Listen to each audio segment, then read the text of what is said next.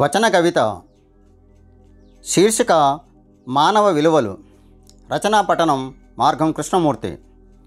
స్వేచ్ఛ అంటే ఇదేనా? లిబరలైజేషన్ అంటే ఇదేనా?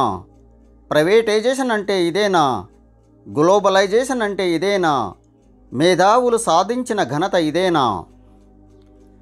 కాలువలకు అడ్డుకట్టలు వేయవచ్చు గాని సముద్రాలకు నదులకు అడ్డుకట్టలు వేయడం సాధ్యం కాదనో ఏమో.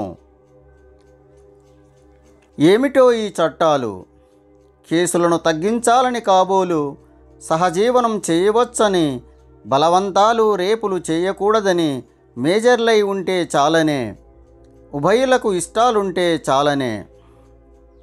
పాశ్చాత్య పోకడలు పెరుగుతుండే, ఓయోలు నిండిపోతుండే, రేవు పార్టీలు జరుగుతుండే, లివింగ్ రిలేషన్షిప్ సంస్కృతి విజృంభిస్తుండే, ఎవరితోనో తిరుగుతుండే, వావి వరసలు లేకుండే, వయసు భేదం తెలియకుండే, వివాహికుల అవివాహికుల పట్టింపులు లేకుండే, నిండు సంసారాలు సాగర తీరాలవుతుండే. పెళ్ళికి ముందే అగ్రిమెంట్లు, రిలేషన్షిప్ విత్ బెనిఫిట్స్, కలిసి జీవించవచ్చు, ఏమైనా చేసుకోవచ్చు, మళ్ళీ బయట ఎవరి పర్సనల్ లైఫ్ వారిదే, ఎవరితోనైనా తిరగవచ్చు, ఎంజాయ్ చేయవచ్చు.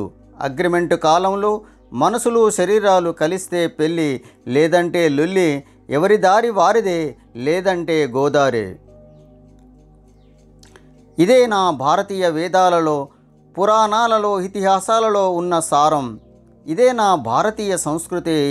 ఇదే నా ఋషులు ప్రసాదించిన భారతీయ విశిష్టత.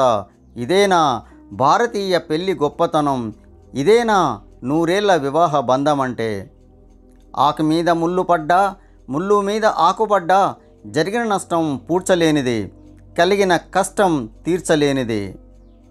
మానవ విలువలు రేపటి తరాలకు ఆస్తులు, అవి వెలకట్టలేని సంపదలు.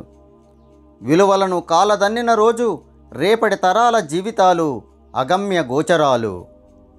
ఇలాంటి మంచి మంచి వీడియోల కొరకు వీడియోను లైక్ చేయగలరు, షేర్ చేయగలరు, సబ్స్క్రైబ్ చేయగలరు, అలానే బెల్ ఐకాన్ను యాక్టివేట్ చేసుకోగలరు.